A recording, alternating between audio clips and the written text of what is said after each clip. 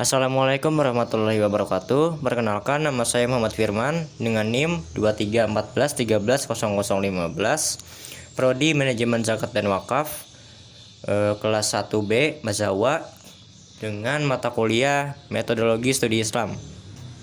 Oke, di sini saya akan menjabarkan penjelasan mengenai tokoh yang bernama Imam Al-Ghazali sebagai pemenuhan tugas ulangan akhir semester dari mata kuliah Metodologi Studi Islam yang diampu oleh Ibu Fadiah. Baik, di sini saya akan langsung saja menjelaskan isi dari video UAS saya, yaitu tentang tokoh Imam Al-Ghazali. Oke, 1. Profil tokoh. Biografi tokoh. Al-Ghazali lahir di Tus, Iran pada tahun 450 Hijriah atau 1058 dengan nama asli Abu Hamid Muhammad bin Ahmad At-Tus. Sejak kecil beliau sudah menjadi anak yatim ya karena ditinggal ayahnya, namun sebelum meninggal ayahnya menitipkan ke salah satu sahabatnya untuk mengurus pendidikannya. Al-Ghazali pun cukup beruntung karena berada di wilayah yang ditinggali para penyair, penulis, dan ahli agama Islam. Al-Ghazali mendapatkan pendidikan dasar di tanah kelahirannya, yaitu di kota Tus. Beliau belajar ilmu agama bersama seorang guru yang bernama Ahmad bin Muhammad Raskafi. Al-Ghazali sejak kecil telah pandai berbahasa Arab dan Farsi. Ia kemudian belajar mengenai ilmu usuluddin, ilmu mantiq, usul fikih, filsafat, dan mazhab-mazhab besar Islam. Selepas itu, ia melanjutkan pendidikan di bidang ilmu fikih di Jarajan. Guru Imam Al-Ghazali saat itu adalah Imam Al-Harmaim di Naisabur.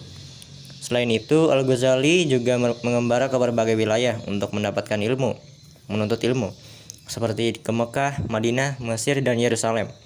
Berkat kegigihan beliau dalam belajar, pada 484 Hijriah atau 1092 Masehi, Imam Al-Ghazali diangkat menjadi rektor Madrasah Nizamiyah di Baghdad. Beliau berkunyah Abu Hamid karena salah seorang anaknya bernama Hamid. Gelar beliau yaitu berkaitan dengan ayahnya yang bekerja sebagai pemintal bulu kambing, dan tempat kelahirannya yaitu Ghozalah di Bandar Tus, Khurasan, Persia, sekarang Iran. Sedangkan gelar Asy-Syafi'i menunjukkan bahwa dia bermazhab Syafi'i. Ia berasal dari keluarga yang miskin. Ayah beliau mempunyai cita-cita yang tinggi, yaitu ingin anaknya menjadi orang alim dan soleh. Imam Al-Ghazali adalah seorang ulama, ahli pikir, ahli filsafat Islam yang terkemuka yang banyak memberi sumbangan bagi perkembangan kemajuan manusia. Beliau pernah memegang jabatan sebagai naib kanselor di Madrasah Nizamiyah, pusat pengajian tinggi di Baghdad. Imam Al-Ghazali meninggal dunia pada 14 Jumadil Akhir tahun 505 Hijriah, bersamaan dengan tahun 1111 Masehi di Tus. Jenazah beliau dikebumikan di tempat kelahirannya. Oke, lanjut di riwayat pendidikan. Al-Ghazali menempuh pendidikan dasar di kota Tus.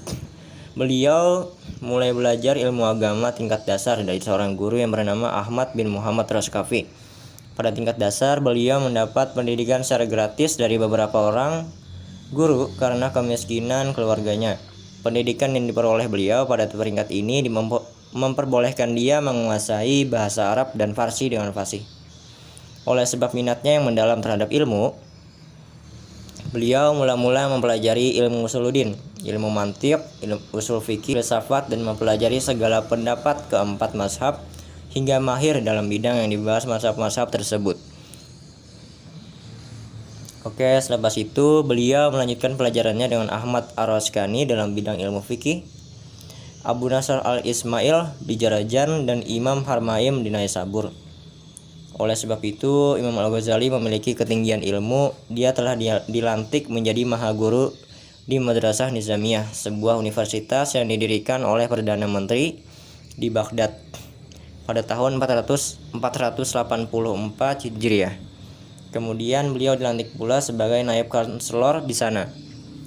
Karya-karya beliau itu terbagi menjadi 4 macam ya. Yang pertama ada ilmu agama.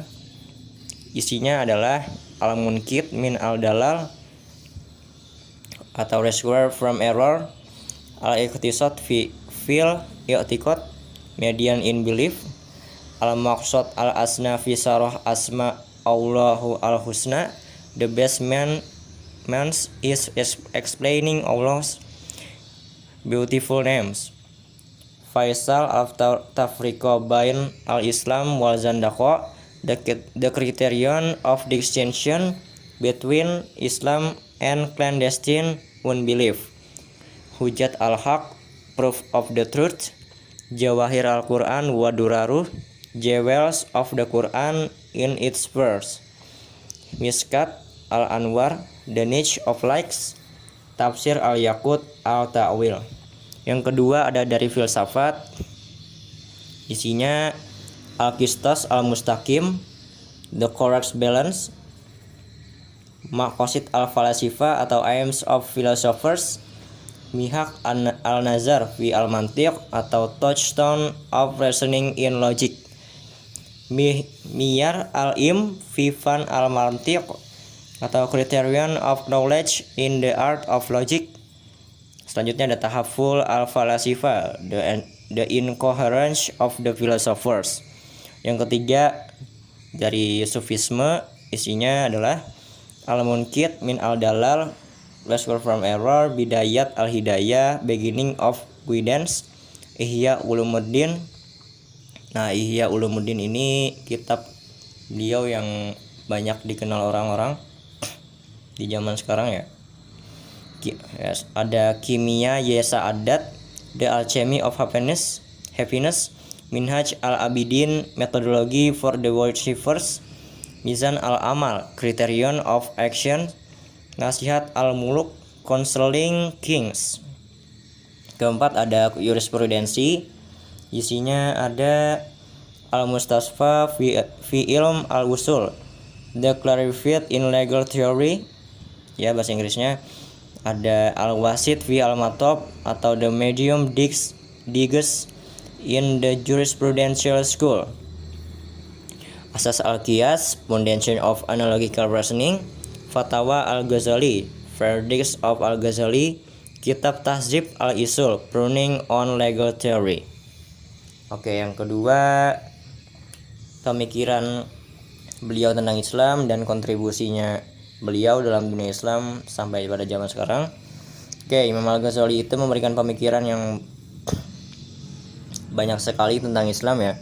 Salah satunya tentang tasawuf, karena beliau dikenal sebagai bapak tasawuf modern. Nah, Imam Al-Ghazali membagi perjalanan menjadi sufi. Untuk menjadi sufi menjadi 6 tahap. Tahap pertama adalah pertobatan. Persyaratan yang dipenuhi untuk pertobatan adalah ilmu, sikap, dan tindakan. Adanya 3 hal tersebut. Oke, ilmu berupa pengetahuan tentang bahaya yang diakibatkan oleh dosa besar. Ilmu ini kemudian mengakibatkan sikap penyesalan dan kesedihan yang kemudian berubah menjadi tindakan untuk bertobat. Pertobatan ini dilakukan dengan kesadaran yang disertai tekad untuk tidak melakukan perbuatan dosa. Tahap kedua adalah kesabaran. Al-Ghazali membagi jiwa manusia menjadi 3 daya, yaitu daya nalar, daya berbuat baik, dan daya berbuat jahat. Kesabaran dicapai oleh seseorang jika daya berbuat baik dapat mempengaruhi daya berbuat jahat. Tahapan ketiga adalah kefakiran. Beliau mengartikannya sebagai usaha untuk menghindarkan diri dari hal-hal yang diperlukan. Setiap keperluan yang merupakan kebutuhan harus diteliti dengan seksama mengenai kehalalan, keharaman, dan kemubahannya. Kebutuhan yang haram atau meragukan harus ditinggalkan meskipun diperlukan. Tahapan keempat adalah zuhud. Zuhud diartikan sebagai upaya meninggalkan kesenangan duniawi dan hanya mengharapkan kesenangan ukhrawi. Tahap kelima adalah tawakal. Tahap ini dapat dicapai dengan meyakini secara teguh bahwa Allah adalah yang Maha Kuasa, Maha Pengasih, dan Maha Pemurah serta Maha Adil. Pencapaian tahapan ini dilakukan dengan berserah diri sepenuhnya kepada keputusan Allah terhadap manusia. Tahapan keenam adalah makrifat. Pada tahapan ini manusia diyakini telah mengetahui rahasia Allah dan mengetahui peraturan-peraturannya tentang segala yang ada. Tingkat pengetahuan makrifat lebih tinggi dibandingkan pengetahuan yang diperoleh oleh akal. Puncak dari makrifat adalah timbulnya perasaan mencintai Tuhan. Adapun kontribusi Imam Al-Ghazali dalam Islam untuk umat Islam pada zaman sekarang adalah beliau merupakan orang yang mampu memadukan antara ketiga kubu keilmuan Islam, yakni tasawuf, fiqih, dan ilmu kalam yang sebelumnya terjadi ketegangan. Yang ketiga ada analisis kritis. Nah, ini pendapat saya ya. Menurut saya beliau mempunyai pemikiran tersebut mungkin karena berasal dari pendidikan yang telah beliau jalani selama hidup, dan juga seharusnya ada faktor lain yang mendorong beliau mempunyai pemikiran seperti itu, yaitu dari guru-guru beliau, tempat beliau mengajar juga, dan diskusi-diskusi bersama dengan ulama lain. Beliau itu juga sebenarnya mempunyai keraguan terhadap beberapa hal yang terjadi selama hidupnya, sehingga beliau mencoba mencari tahu cara untuk menghilangkan keraguan tersebut dengan pemikiran itu. Oke, kesimpulan. Jadi Imam Al-Ghazali adalah seorang sufi yang memberikan banyak sekali kontribusi dalam dunia Islam dengan banyaknya karya-karya beliau. Beliau juga dikenal sebagai bapak tasawuf modern. Pelajaran yang bisa kita ambil dari beliau adalah keteladanan tentang kerukunan, perdamaian, dan menghormati perbedaan. Sikap kita sebagai seorang muslim tentunya harus mengikuti keteladanan tersebut ya. Oke, di sini selanjutnya ada daftar pustaka. Jujur saja saya mengambil referensi ini itu dari web semua ya. Saya sebutkan satu persatu, yaitu pertama ada dari kompas.com, lalu kumparan.com, lalu Wikipedia, dan lalu web-web lainnya yang memuat tentang penjelasan tentang beliau, tentang Imam Al-Ghazali. Ya, mungkin sekian itu saja dari video ini. Mohon maaf apabila ada kesalahan, kekhilafan dalam video ini. Saya minta maaf sebesar-besarnya. Sekian video dari saya. Assalamualaikum warahmatullahi wabarakatuh.